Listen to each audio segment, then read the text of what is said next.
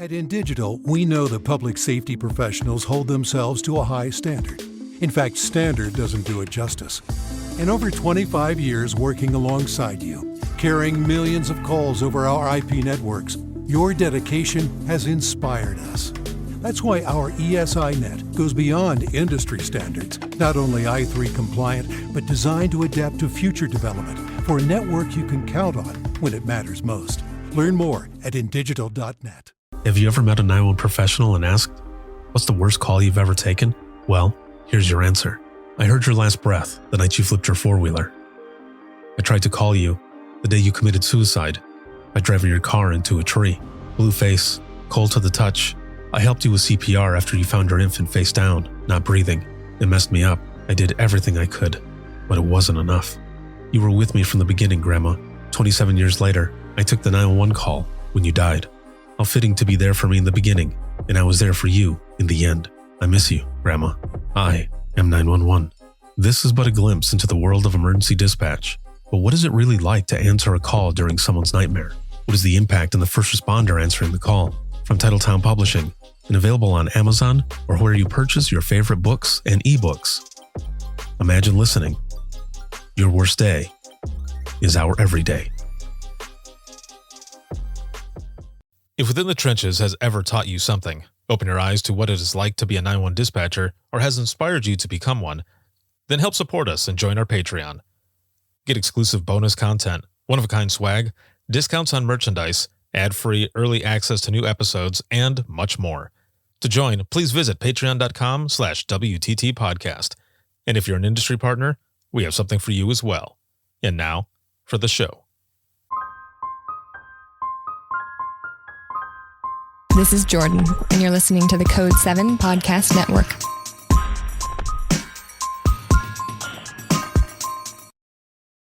Warning. This episode contains the 3 A's of podcasting: adult content, adult language, and awesomeness. You've been warned.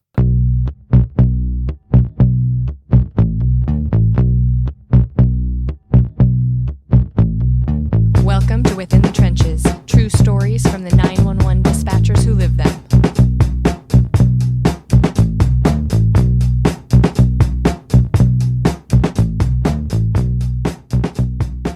Hey, what's going on? This is Ricardo with the Code 7 Podcast Network, and this is going to be Within the Trenches, true stories from the 911 dispatchers who live them. This episode is sponsored by InDigital, a leader next-gen core services, and a big shout-out to subscribers of the podcast. As always, thank you. Whether you are on Patreon or Facebook, thank you so very much, but especially all of you who are here watching, listening, supporting, and sharing, just all of it. Thank you so very much. It is November 13th. And time is going by fast, especially with this episode. This episode, I think there are like 3 episodes in front of this one, maybe something like that. And there's a lot coming up. There's a lot I have going on. In just under a month will be Dare to Be Great 5. Actually, probably by the time this comes out, it'll be around Dare to Be Great 5 when it comes up. So if you have not registered, make sure to do so. And you can go to withinthetrenches.net and you can find all of the information there. And you've got all the speakers, industry partners, sponsors, all of that good stuff is going to be there. There's going to be over 30 hours worth of free continuing education from amazing speakers from all over our profession in 911. So make sure to check that out. Also, I've put together a new community, building this community before it was on Discord, and a lot of people seem to have some issues and stuff with it, and I needed to find a different spot to start to build this community. There are followers across all social media platforms. So basically what this does, or what I'm trying to do with it, is have focus, concentrated communication and networking and just all types of things, but for everyone across all platforms to come to one platform. And we can all continue the conversation there, especially with Dare to Be Great. A lot of times people in the comments or in the chat rather, the real time chat, everyone is in there talking, and they want to get a hold of each other afterwards. Sometimes people don't want to put their email out there for everyone that's there since it's an open forum. So that's why we have the new Within the Trenches media community that is powered by Circle. So you'll see that link going out there for people to join, and it's not just during virtual event time. It's going to be for year round, for all types of discussions. So make sure to look out for all of that. Very excited for that. Again, a lot of awesome episodes coming up, excellent guests, and merch. A bunch of different merch that's getting added, and I do want to give a shout out to my homie Josephine Rios of Latinas of 911. She hooked me up with a shirt, and right there, where she put Latinos of 911. Latinos 911 one is not enough. Make sure to check out Latinas of 911. She's the founder, and she's doing a lot of cool stuff. So make sure to check her out and everything that she's doing. And I think that's everything. I believe that's everything. Woo, man. A lot of stuff to announce and talk about and everything else that's going on. And I'm excited to have my guest on today. And we were friends already on social media, and then we got to meet at the Arkansas conference, which was just a couple of weeks ago, and it was awesome. Had an excellent time there, and we're going to talk a little bit about that stuff, but also we are going to learn more about my guest. So my guest today is Desiree, and she's a CTO and Telecommunicator III out of Bentonville PD, Arkansas. Yep. Hey, thank you. Hey, hey, how's it going?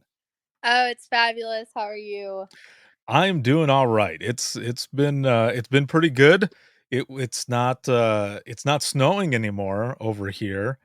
Yeah, it's actually pretty nice. I mean, as you can see, like the sun is out and everything, and it's actually 60 degrees, which is nice. But on Halloween, there was actually like fat flakes, like snowflakes. It was super cold.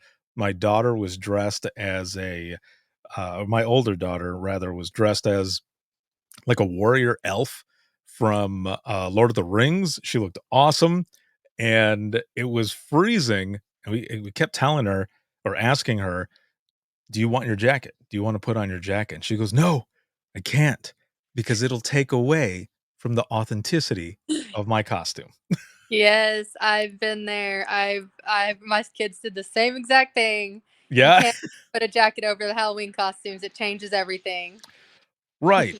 Yeah, no, exactly. Yeah, so it was pretty funny, and every time I would look over at her and she's like and just shivering and stuff, she would go, "No, no, I don't want it, Dad. I don't."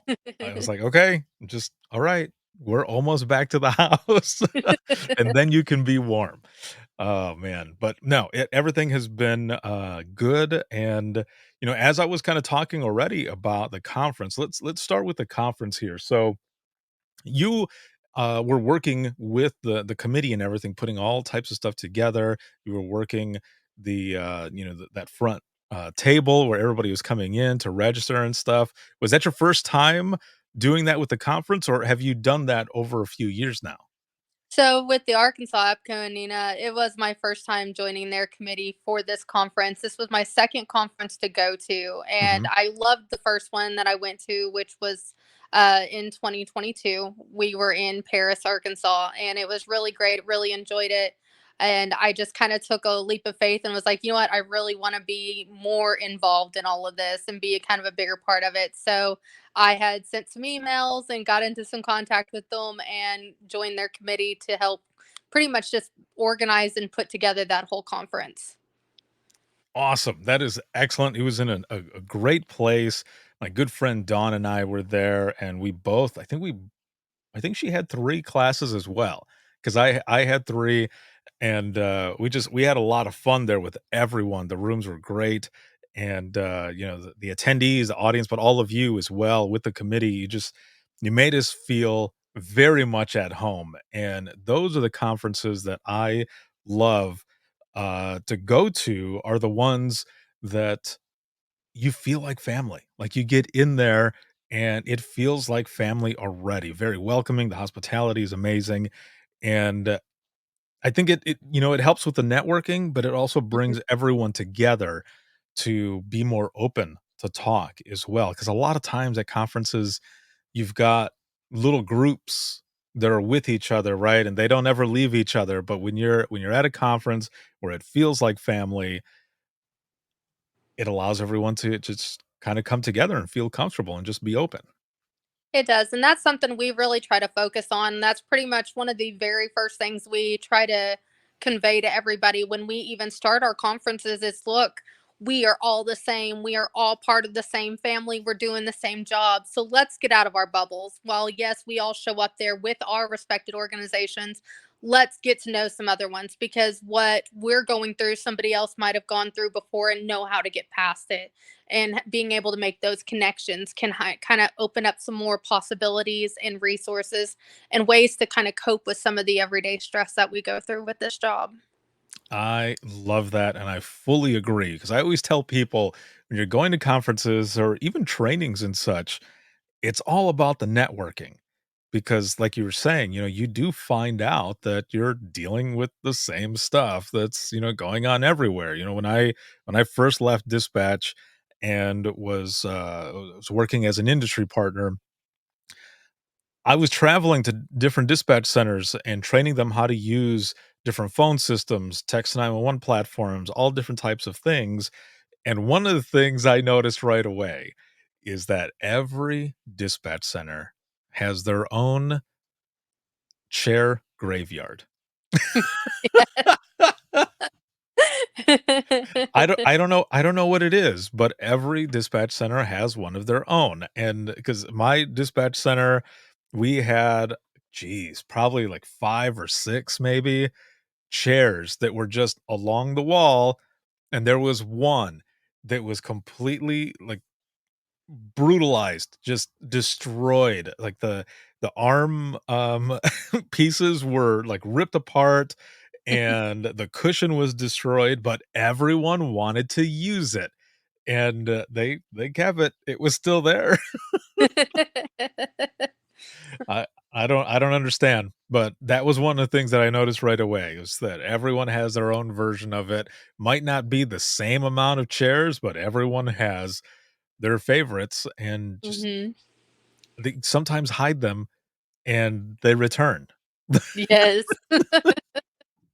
It's freaking crazy. But I had an excellent time there at the conference, and I just thank you. Thank you and everybody there who just made it such a great time. So for those who are watching and listening, if you have not ever gone to the Arkansas conference, you need to, because that was an excellent time. So let's go back in time, actually, Okay. and let's find out a little bit more about yourself, because you have about 3.5 years in public safety now, right? Yes. So how did you start to begin with? So I've always been one for helping people. I started off doing that years and years and years ago, and took a step back because I was raising kids and wanting to do the financial thing. So I actually spent 15 years working in the factory settings. Mm, And about 3.5, 4 years ago, I was just kind of tired of it, burnout. They were going robotic for everything. So it was like my job was obsolete. I went out on a whim and just was like, you know what? I don't know that I'll ever actually get this chance, but I'm going to apply for it. So I had seen a post on Indeed for Bentonville's dispatch, and I had read the requirements, and I was like, I actually meet all of those. So why not? You just never know. I was convinced in my head that that kind of job required a college degree and everything like that. I had no inkling that I would ever be able to take a job like that. So I applied. They called me up. I tested and everything. And funny thing is test I did amazing on typing. I am horrible at typing. Hate typing. I'm horrible at it. So make the first round of interviews. So this is in the middle of 2020. when COVID had hit and everything was really horrible at that time. So a couple months go by and they call me up and want to do a Zoom interview with me. And so I do the Zoom interview with them and everything. And then they go on through the next step and was like, you know what? Here, let's go through background. 2 months goes by again. And they finally finish my background. They offer me a job, and I was slotted to start in June of 2020 to become a dispatcher. And it has been a whirlwind ever since. And I have hit the ground running with this and have loved every second of it. Jeez. Holy crap. Okay, so let's back up a little bit here. It seems okay, so it seems like it went really fast. I mean, it was 2 months, right? More than that, right? Yeah. And that part wasn't fast, but it seems almost like a, just kind of a whirlwind. So let's go, so if you don't mind me asking, in the factory setting, what was it that you were doing? So I did a lot of quality assurance Mhm. and just making sure the last job I actually worked for Little Debbie's. And so I was working on the line that made the What? cake thing. So I got to make like the Christmas tree cakes that everybody loves this time of year and stuff like that. So I did that, and a lot of what we do was checking the quality and making sure that we're packaging everything correctly.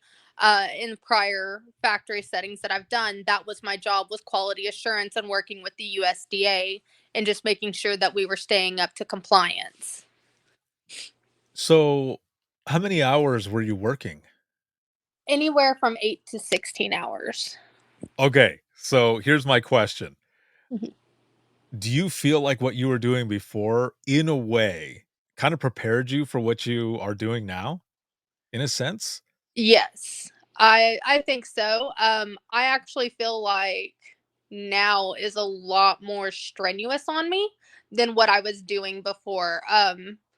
While physical exhaustion is something I had gotten used to with working in the factory, being on my feet for 8 to 16 hours, constantly moving and walking, constantly on the go, hot and cold temperatures. I was used to that for many years. While I might not be physically exhausted from my job now, I now understand more of an emotional and mental exhaustion that I had no idea even existed until I started working this job. Oh, geez. So, in the reason I ask about, the factory work and everything is because before I started in dispatch back in 2001, I too was working in a factory. Now on top of, or before that, it was all, retail management experience, but in between there was a stint where I was working on an assembly line, putting together office chairs. And that was pretty interesting, but working as a team and also multitasking with all the different stuff that we were doing and just all of it, between that and then the retail management with having pissed off customers come in sometimes because, I don't know, they wanted a return or they felt as though they didn't get the discount they deserved or whatever. All of that combined really helped me for what I was doing in dispatch. So that's why I was asking you if you felt like, um, it was the same way because, I mean, you were already working those hours, right? You've got the quality Mhm. assurance and stuff, which can also kind of translate a little bit to what you're doing CTO style and everything else. So there's a lot of different elements that you were already doing that kind of prepared you for coming into public safety. Yes, definitely. Multitasking was definitely a big one. I never really thought a whole lot about multitasking or what I was doing was considered multitasking until I took this kind of work. And then it's like, okay, wait, no, now I can't function if I don't multitask. I have to do multiple things at one time or nothing gets done.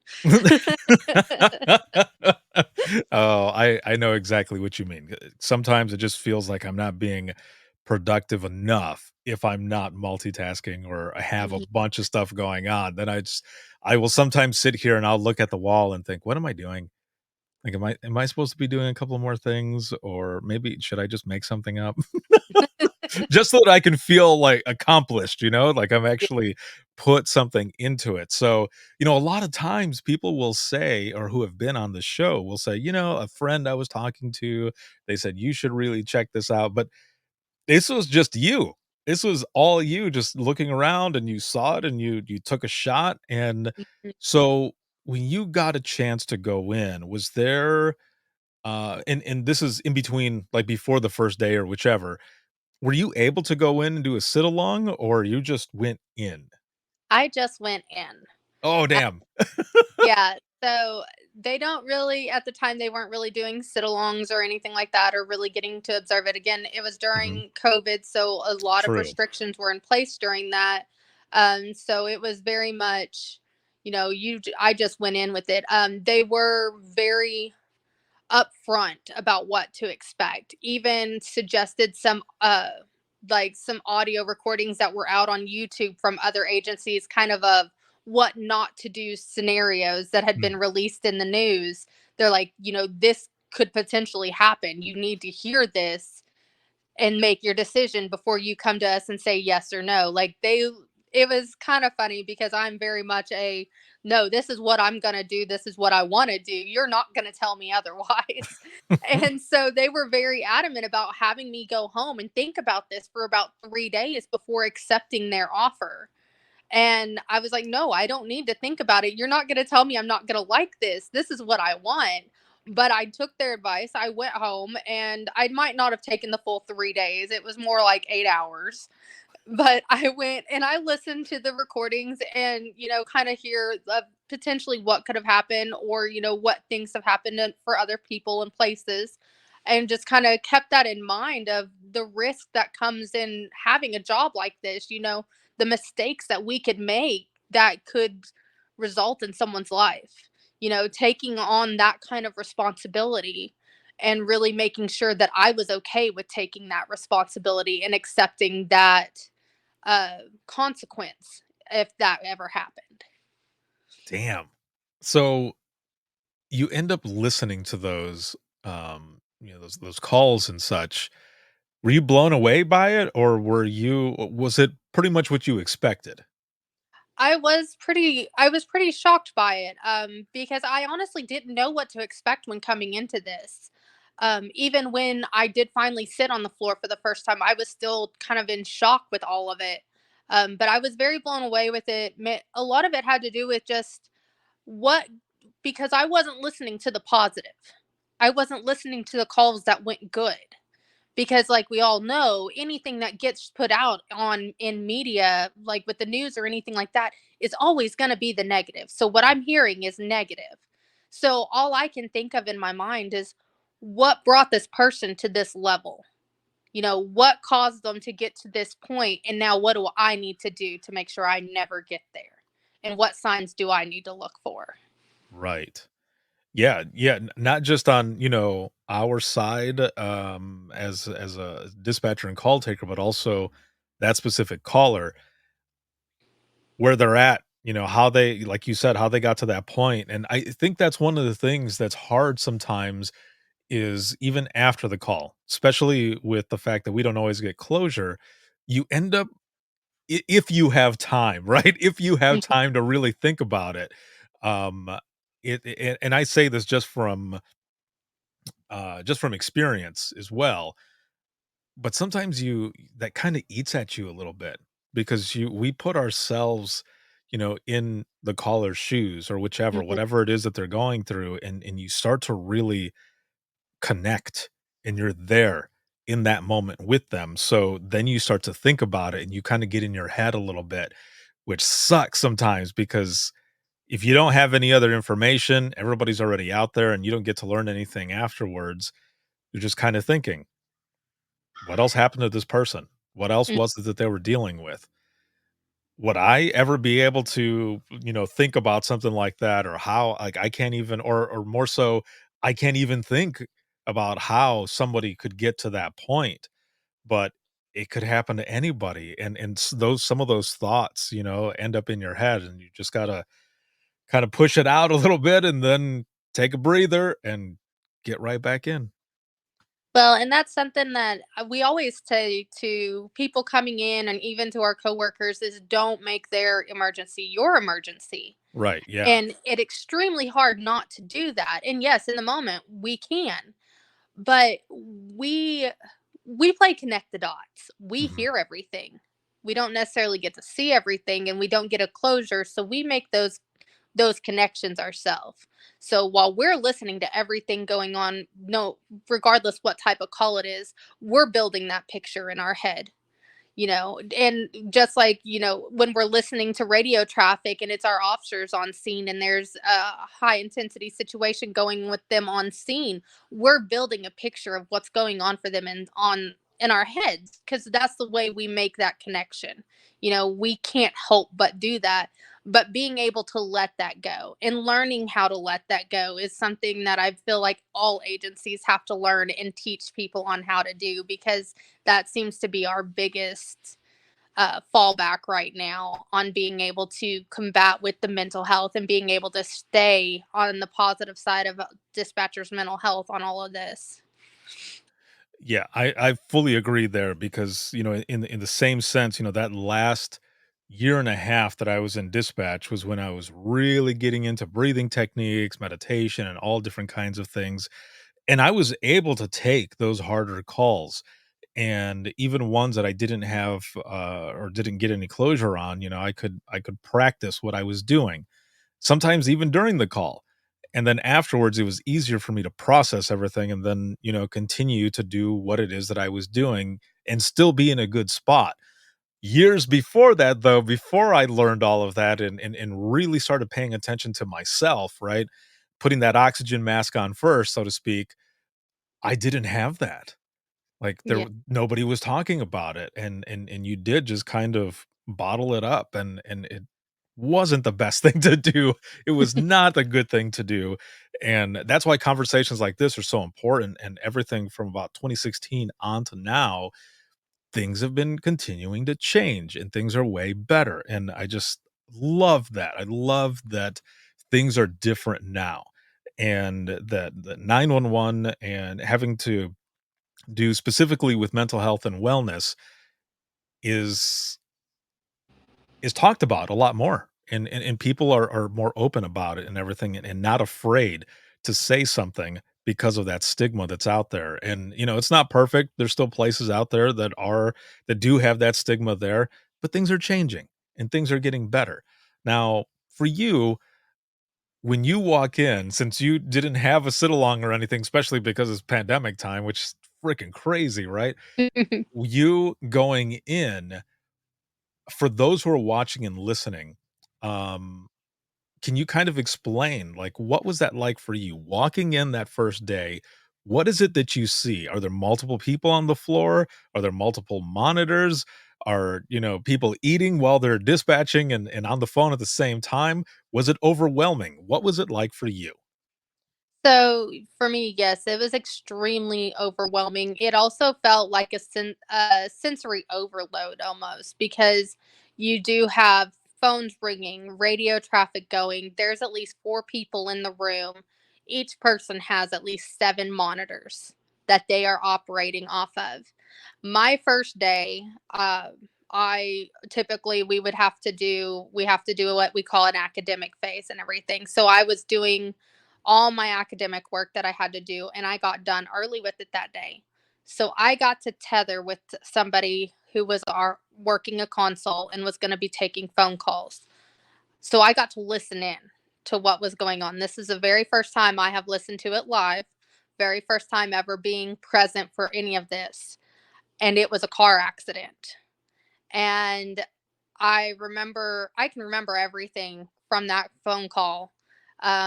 It was unfortunately a fatality accident. So for this to be my very first call to ever hear, it was really surprising to me.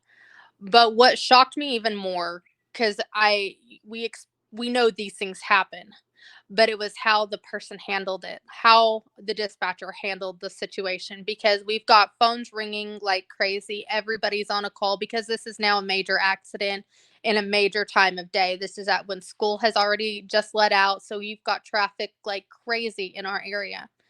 and now we have a fatality accident, and my trainer at the time is taking the call. He's talking to the person who has now got with the driver. And all I can remember sitting there hearing is he is calm. He is telling her, trying to give instructions on CPR, trying to give instructions on staunching the bleeding, and all these things while he's still maintaining that connection with her, maintaining that call and getting all the information. He has also dispatched paramedics to them.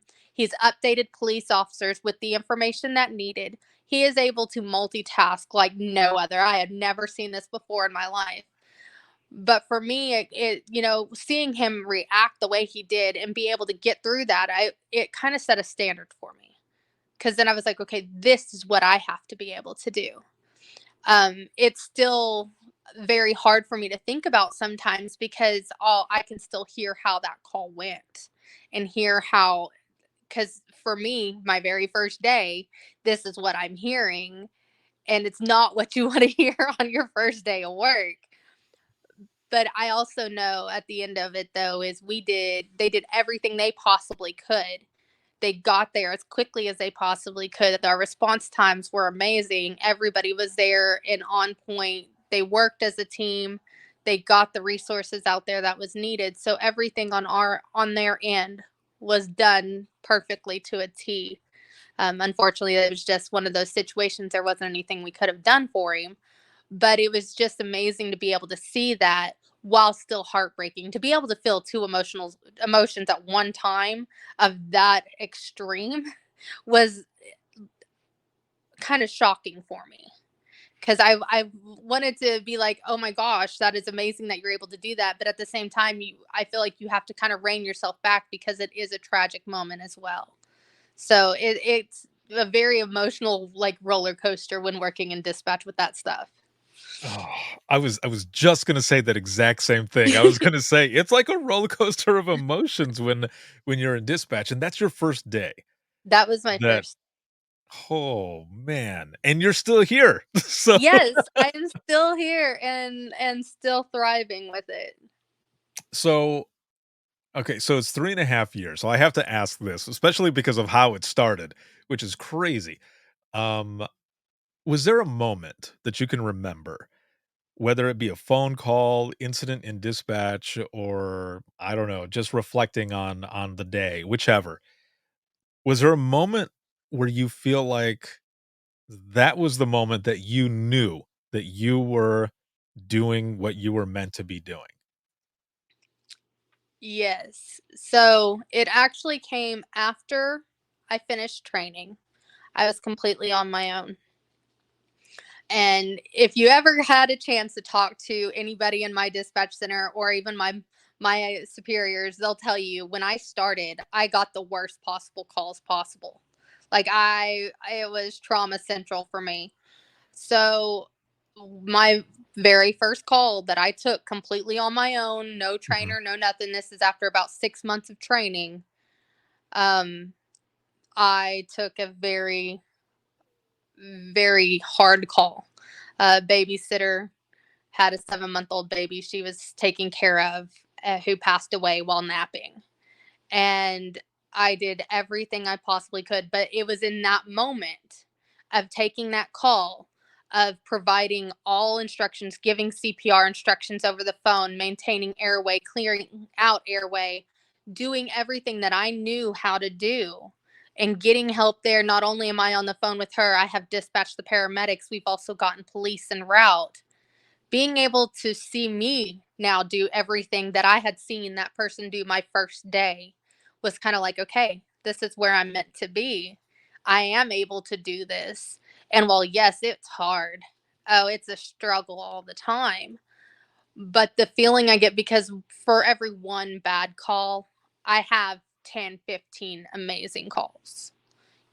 For every one person that I wasn't able to help, I've got multitudes of others that I was able to help, whether it be minor or something major. I was able to help with. I was able to improve one person's day at least once a day, and that's kind of where I was like, no, this is where I'm meant to be. This is what I'm meant to do. Wow. And that is something to hang on to.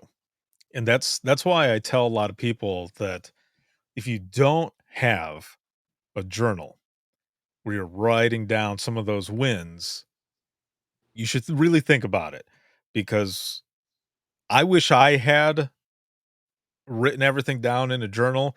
Luckily for me, when I started doing all of this stuff, I was blogging. So Within the Trenches started as a blog. So that was basically my journal. And I wrote down all of my calls. But for me, whether they were hard calls or good calls, those wins, I was writing all of them down.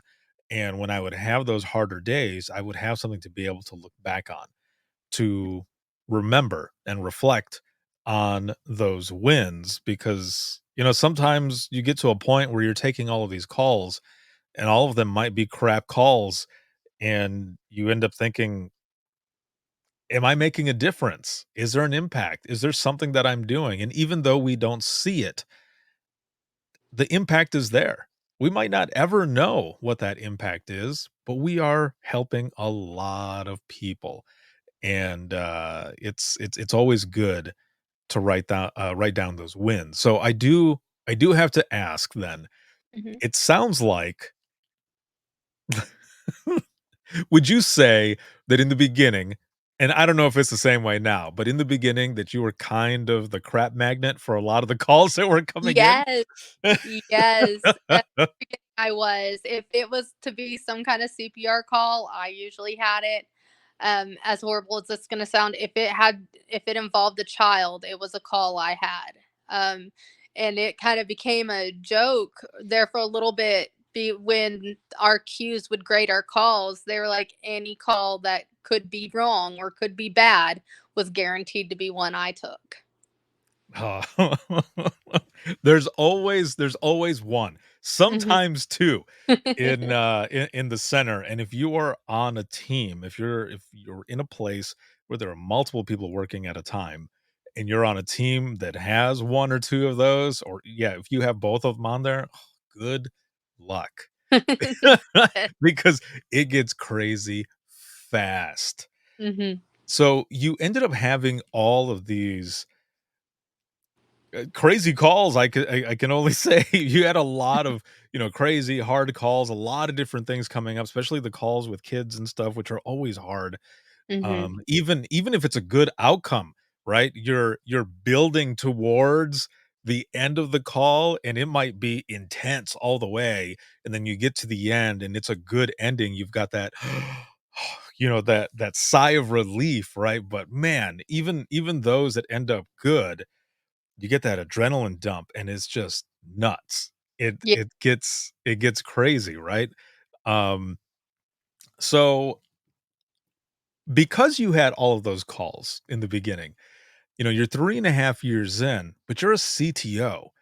Mhm. And for those who are watching and listening, those in the general public, if you don't know what a CTO is, a certified training officer. And so I have a question then, and I Mhm. always ask this question for those who are CTOs. One, why did you become a CTO? And two, the second can be one of two things. And a lot of times when people become a CTO, it's either because one, they had crap training and it was motivation for them to become a trainer so that they can mold that next generation of 911 that's coming in, so they don't have to deal with like the crap that you had to deal with, or you had amazing training and you wanted to continue that legacy there at that center. Why did you become a CTO? So funny, mine's actually a mixture of both. Oh, So we that might have be the first time. yeah, so we typically try to have multiple trainers. Maybe have it for different phases, so that way you get a more rounded experience and learn different ways of doing things. Because our motto is we're not training robots. We don't want a robot on that headset. Mhm, We want a human. So everybody does things differently as long as it gets the same end result. So while I had some absolutely amazing trainers, I had some that we didn't mesh very well. mhm. Now that being said, we might not have clicked very well, but they were absolutely amazing at their job. I just wasn't a good fit for them, and vice versa. So whenever I got the option to go in to become a trainer, I've always loved being able to help somebody and improve somebody. And for me, I'm one of those, I want to make sure that when you get through with me, when I'm done with your training, that you have every possible resource available to you. So when you are on your own, you know exactly what you need to do without hesitation, that you have all the resources that you need that I could have possibly given you. Because that's my goal. Because I don't want to set anybody up for failure. I Yeah. don't want to set anybody up to drown. This isn't a sink and drown situation. We don't want our community drowning, so why are we going to let our own people drown? We want them to be set up as best as we possibly can. And if I'm going to step up to be the trainer that I want to be, then it's my duty to make sure I give them every possible resource I possibly can. And that's including on how to do the job, but also how to cope with the job. Being able to get through those hard calls. I want to be able to give them the utilities and skills that they need to be able to get past those, and how to manage that, and how to be able to kind of compartmentalize whenever they get those hard calls, and how to be able to go from one call to the next call, because sometimes we don't always get that small break in there to kind of take a step back and breathe. Sometimes we just have to hit that next button to answer the next call. And so being able to teach them how to get through those moments and kind of take a step back, as well as teach them not to make the caller's emergency their emergency. And that's been kind of my biggest focus, I think. Man, I I would have loved to have had you as a trainer. That is excellent. I mean, that is perfect. I mean, because a lot of us that are getting into this or have been doing this for a while, have been in this profession. I feel like a lot of us want to leave this profession than in a better place than where we originally found it. Hmm. And it's especially for me, and a lot of folks could have just a great track record from beginning to present time or whichever, but still have that same goal of wanting to leave it in a better place, because it's only going to help everyone as a whole, right? The Hmm. community, those out in the field, those within the trenches of 911, those that are in there taking the calls and everything, and especially those that are calling in. Like, Yes. do we want everyone to have a well-rounded experience, which is kind of odd to say, in a sense, because it's 911 and it's crazy stuff that's happening all the time. But either way, you want to be able to put it out there, because if it's that first time that someone is calling in, they might not call again. Exactly. And I mean, Mhm. you think about generational. My mom and dad, my grandparents, they would have never thought to call 911 for anything. You just don't do it. I've even caught myself like, is this a reason to call 911? But we don't want people to think that. I Right. mean, one of my favorite stories is I had an elderly lady call 911 at 7:30 in the morning because she wanted Chinese food. That's why she called 911. I politely told her, Chinese isn't open at 7:30. You might have to try again after 11 o'clock. 11:30 rolls around that same day. She calls 911 again because she wants her Chinese food.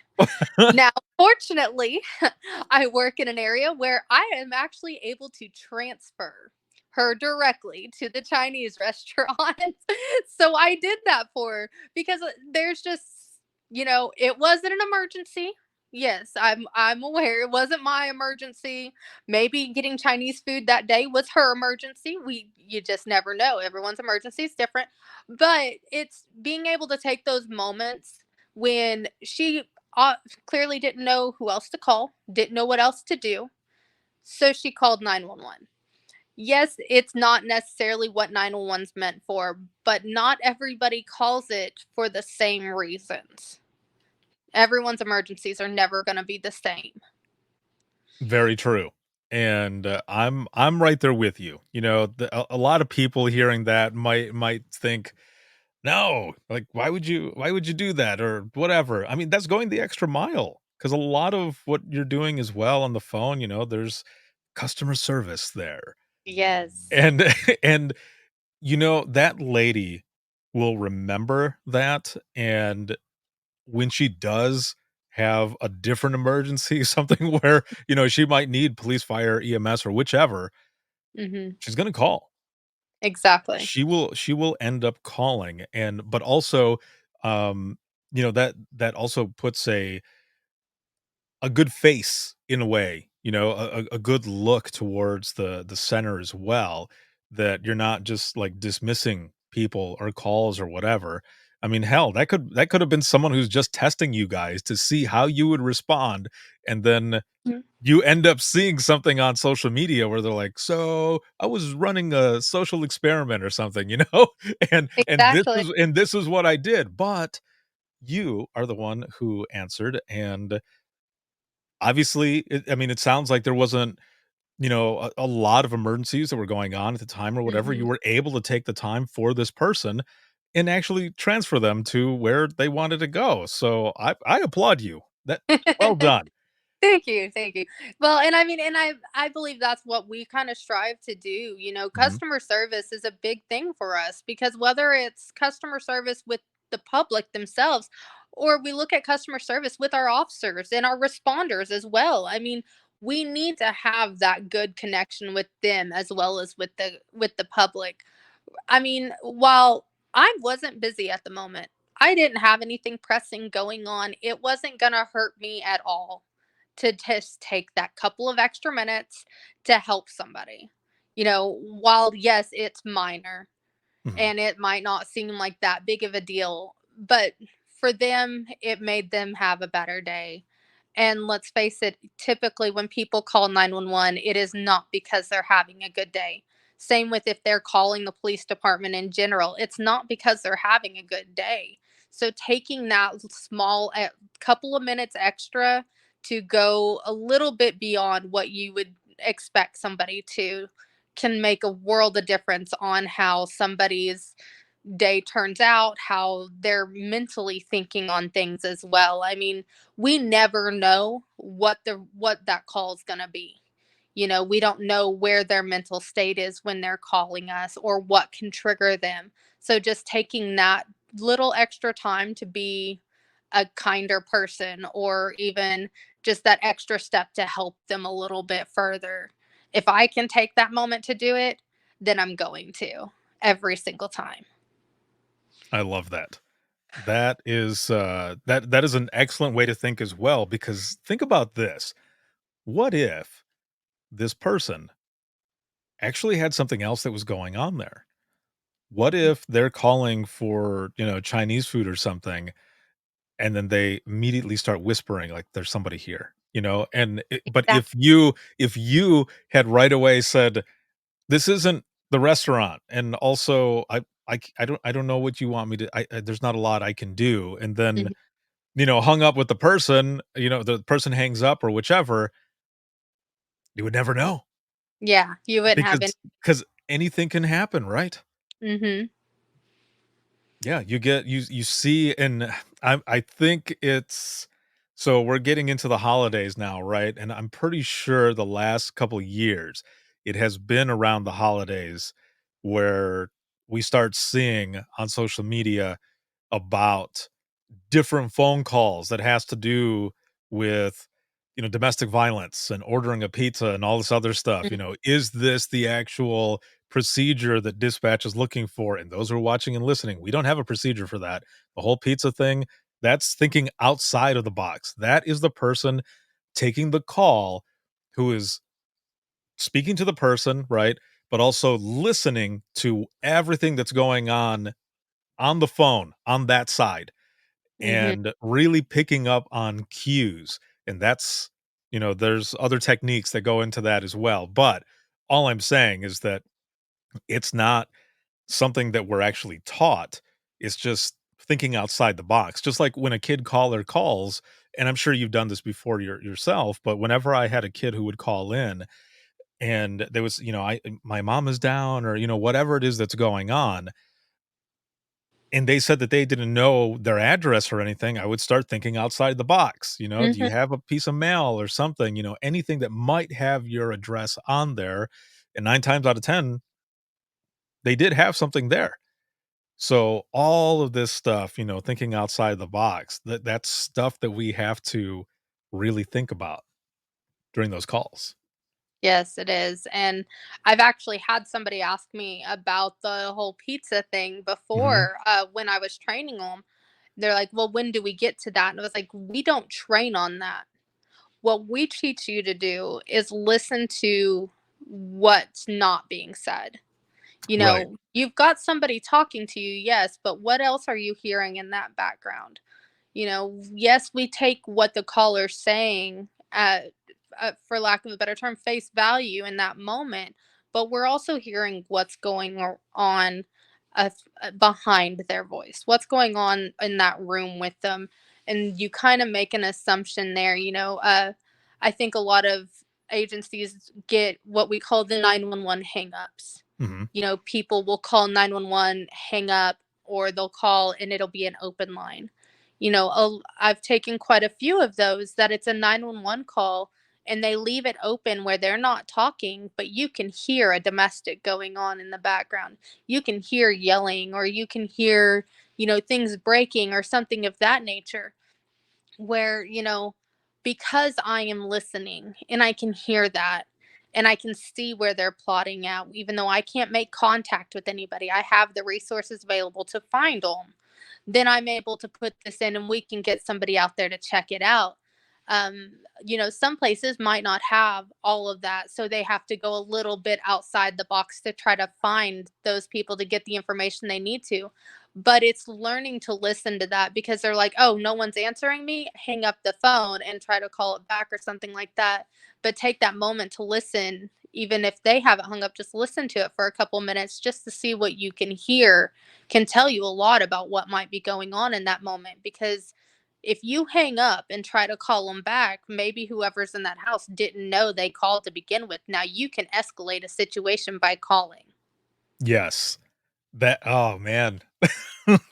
It gives me it gives me goosebumps, but also makes me miss dispatch a little bit.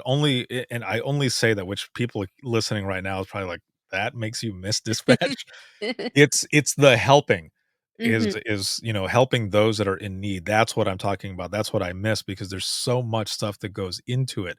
Like you're saying, listening to everything there. I remember taking a phone call once where someone had called and it was an open line and I'm saying hello, hello, and I can hear that they're in a vehicle and this lady picks up and she goes, "Oh, I didn't realize I called," or whichever, and I'm asking the yes or no questions and everything, and it turned out that this was a rolling domestic that was going on. It wasn't physical, it was Hmm. verbal only, but it was starting to escalate, and I was actually able to get them to pull over when the off as so the officer could catch up and help them out and everything. And man, it's those moments where you're sitting at the edge of your seat, listening, getting all the information, doing everything that you can to get help out there, and just hoping that it all comes together. Oh, what a rush, man. It is like Yeah. it's a crazy thing. Um, I meant to ask this in the beginning, but for the center that you work at, how big is the area that you cover, and how many people work on the floor at a time? Is it just one person, or are there multiple people? No, so for the most part, we operate with at least four people on the floor on Mhm. our day shift, which is 6 a.m. to 2 p.m., and our evening shift, 2 p.m. to 10 p.m. Our midnight shift will run three people at the minimum, which is from 10 p.m. to 6 a.m. We are only a city. We're not a county or anything like that. So I don't know exactly how big our city is, but to kind of give you a little context there, the city I work for is home office for Walmart. So Walmart Corporation is in the city I work for. So it's relatively large in that aspect. Oh man. I can't imagine all the other stuff that you all deal with, but having 4 on at a time, Mhm. that's kind of the equivalent of the county, the central dispatch that I was working at, before I went off on my own. And there were 3 of us minimum, but on the weekend, there would be 4 of us. Mhm. And I kind of like that whole dynamic. One, of course, 'cause team setting, but also you could be the person on phones taking the call, just it being open line and just typing. And if you're the one on the radios, you knew that stuff was going down because you could hear the person typing hard and fast. And you're like, "Oh, here we go. There it Yeah. goes." So I'm just trying to refresh until the person hits enter. And I remember there would be times in dispatch where you can tell there's so much going in and you would yell over, "Just hit enter already." Yes. so Uh, that so that we can get somebody out there, even if it's an unknown situation, just at least tell me that. I'll tone it out for an unknown situation and then update them as the narrative is coming in. yes. I always like that that whole dynamic where in other dispatch centers or other people that I've spoken to, there's like 20 or 30 people on the floor at a time, Mhm. and you're in different pods, right? You're in different areas. So you don't have that direct being able to yell over, to the person on radios for something. And I don't know about you, but if I had worked with more or between 20 to 30 people, oh, I can't even imagine it. Like just imagine sitting up over your console and just seeing like a hive. Yeah. Well, some of these larger, way larger, I'm talking like Dallas and Fort Worth and everything like that. Some of these really large cities have just call takers. Mhm. Where a lot of the agencies around here, you have a call taker. For example, in my agency, we have 4 people on. You have one person who is considered the primary call taker, but they might tone out a fire engine if need be. Then you have your second call taker who's going to do all medical calls, like tone out all medical EMS. But then you have 2 people on police side, one running primary police and secondary police. So those are our 4 people. Everybody's able to do the same job at the same time if need be. But then I think about these other cities where it's just call taking. All you're doing is answering a phone, you're putting in the notes, and it goes to the next floor or the next room that has to do the police side of it. We get at least some semblance of beginning, middle, end. On that, you would get, okay, this is what happened, and I have no idea. Did somebody ever get out there to them? How did they have to wait for hours on end before they got a response? You just never know in that kind of setting. So I couldn't imagine working in a call center only type of environment. I couldn't do it. I love call taking, but I couldn't do Same. it. I am right there with you. It's just like folks that I've spoken to on this podcast who do medicals only. And to do medicals only for 12 hours or more, bro, like I don't think I would be able to do it because like you, I don't I loved call taking, but I needed that variety, Yeah. it was call taking to backup phones and radios where we also ran NCIC and everything else, but then, being on radios as well, like I needed that break, switching up to different positions and stuff, and it wasn't it w for myself, when I would go in for those 12 hours, it wasn't phones for that whole week. Every shift I would switch. We would switch. We Mhm. would rotate every shift. And I needed that. I definitely needed that. Or if someone just seemed like they were getting hammered on phones, and you could tell, that they were just it was just it was a lot. Sometimes we would ask, like, "You wanna switch?" Like, "We can switch, if you wanna go halfway to through the shift, or switch now or whatever, like, we can switch." And, a lot of times people wouldn't because they would say, "That's my position for today. That's where I'm gonna stay." And sometimes others would say, "Okay," or if anything, sometimes you would have to say, "No, you're moving." Yeah. You're gonna move, go to radios, go to backups or whatever, and, if you wanna go back later, you can go back later, but I like that we were able to break it up and be able to do different things. Now, listening to you say those hours, I have to ask, Mhm. when we were at the conference and I was telling my story, Did that click with you at all when I was saying that, and I don't think this is the same for you, but every 2 weeks, we would switch from 6A to 2P, then 2P to 10P, and then 10P to 6A. There are only a few people that I have spoken to out of all of these years that I've been doing this that have had that 6 to 2 or 2 to 10, like you were saying just now. Yeah, so we actually don't have to switch. I get to Mhm, stay on my 6 to 2, and that's it. I've been on it, I don't have to rotate out. I did take a break from 6 to 2 and mhm, went 2 to 10 for about a year, and I think that was the best choice I possibly could have made for my career. It made me a better dispatcher just having the different type of call volume, different call variety, and just police variety as well. But yeah, it is not required for us to rotate out like that. Once you get a shift, that's your shift, unless you want to move when there's an opening. mhm. Nice. So, as we're going into getting close to the wrap up of this episode, which has been awesome to have you on here, I could talk to you for hours. Um, how do you feel like this job has kind of changed you a bit? I know it's only 3.5 years in, but still, there's a lot that has gone on. There's a lot that you've experienced. In what ways? And of course, as long as you feel comfortable saying it as well, in what ways do you feel like the job has changed you, or this The profession job, rather? yeah, it has changed me a lot. It has changed the way I look at things, the way I look at people. Hmm. Um, at the point I'm in my life, I turned extremely career driven when I took this job. I have put it kind of on a very high pedestal for me, because it has become such a passion for me. Um, with just the training aspect of it, learning as much as I possibly can with it, and then progressing. Trying to improve health and wellness for the agencies and everything like that, Hmm. has become a real passion for me.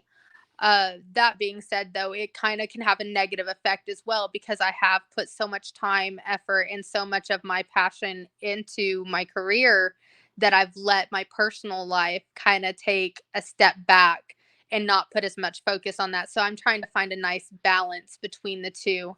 Um, remember when I was working in factory work that there would be days where I didn't want to go to work. I didn't want to do it. I had no problems calling in. And now I have to be forced to take time off.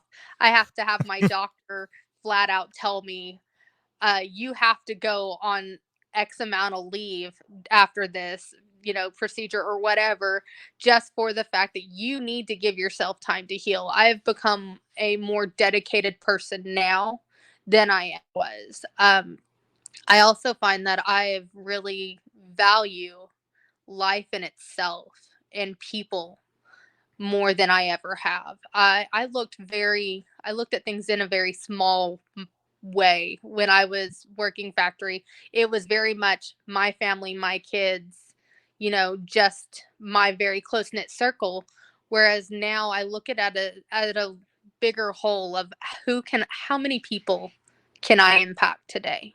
How many people can I help improve just by a kind word or a kind gesture, or anything of that nature.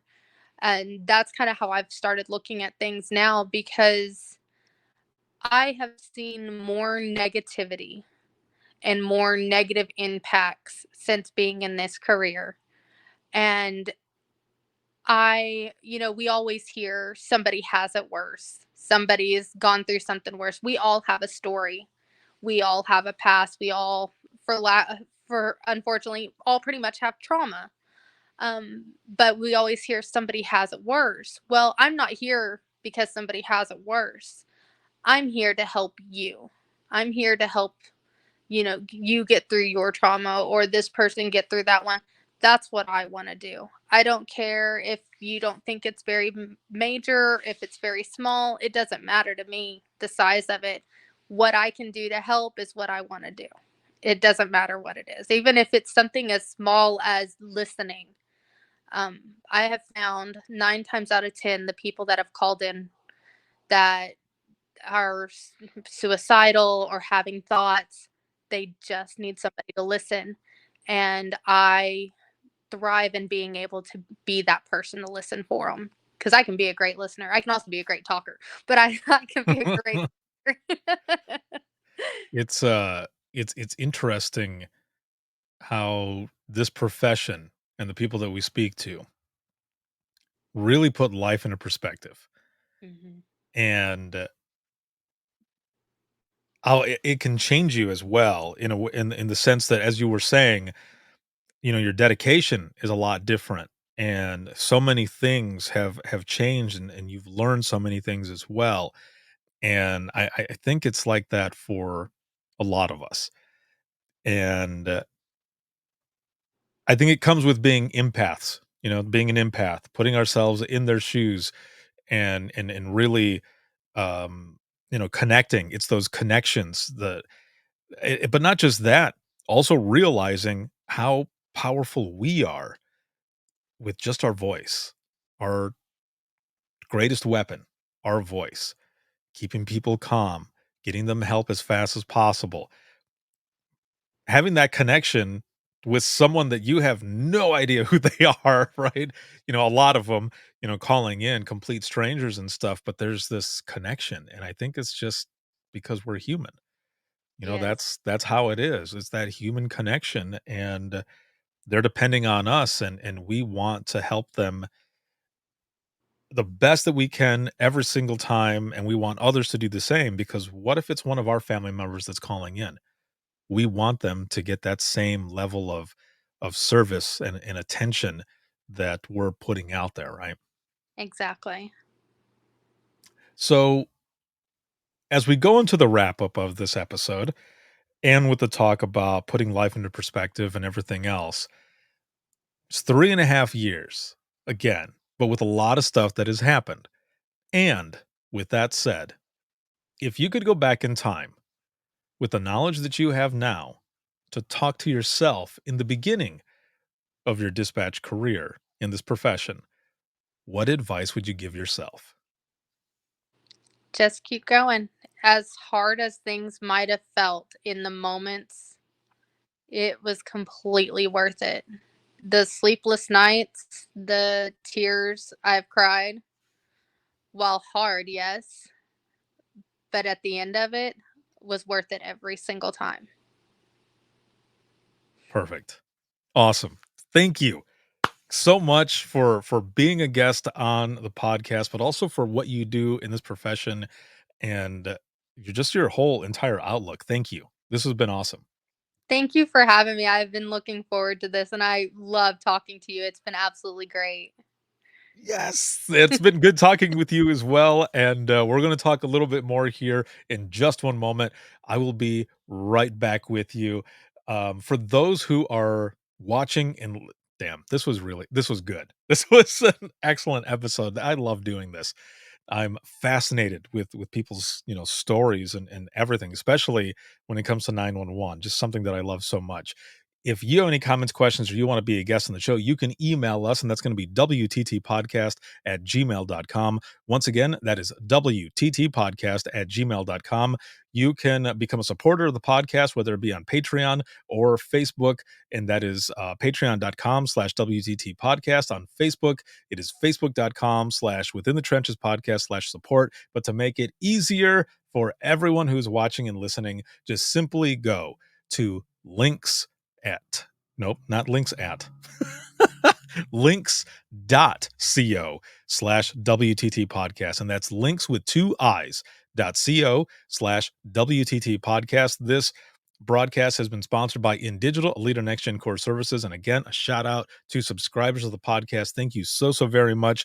Make sure to look out for Dare to Be Great 5. You can, still purchase Imagine Listening. Your Worst Days Are Every Day. That's book 1 in a series of books that are coming out. Book 2 is already available on Amazon and any retailer that you can find. It is up there for pre-order, and that is going to launch August 4th of 2024, and people are already picking it up on pre-order. So make sure to get yours as well. And this can be seen on Facebook, YouTube, as well as LinkedIn Live and X. And then you can listen 24/7 on Apple Podcasts, iHeartRadio, Spotify, your favorite podcasting app, and withinthetrenches.net. Have a good one, everyone, and we will see you in the next one.